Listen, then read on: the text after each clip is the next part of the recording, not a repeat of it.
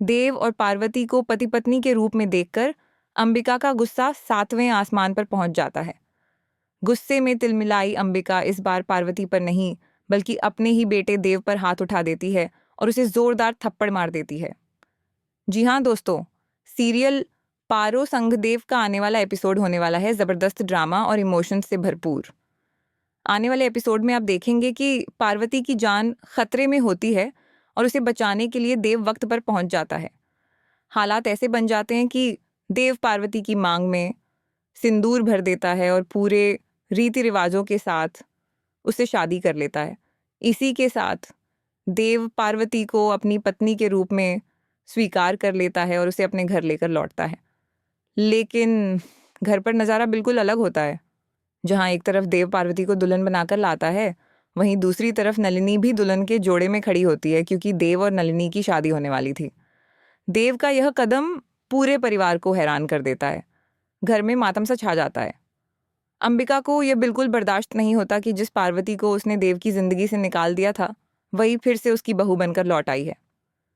गुस्से में अंबिका पार्वती पर हाथ नहीं उठाती, लेकिन देव से सवाल करती है कि उसने बार बार वही गलती क्यों दोहराई। गुस्से में वह देव को थप्पड़ मार देती है। अब सवाल ये है, क्या परिवार देव और पार्वती की शादी को स्वीकार करेगा या फिर देव पार्वती के साथ घर छोड़कर चला जाएगा? इसी बीच कहानी में आता है रोमांस का तड़का।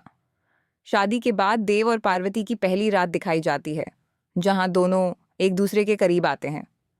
एक रोमांटिक ट्रैक शुरू होता है और देव पूरी तरह पार्वती को अपनी पत्नी के रूप में स्वीकार कर लेता है। दूसरी ओर कहानी में दो बड़ा ट्विस्ट तब आता है जब पार्वती एक बार फिर आधा ठाकुर के जाल में फंस जाती है और उसकी जिंदगी दांव पर लग जाती है। जब देव को यह सच पता चलता है तो वह नलिनी की शादी छोड़कर पार्वती को बचाने पहुंचता है।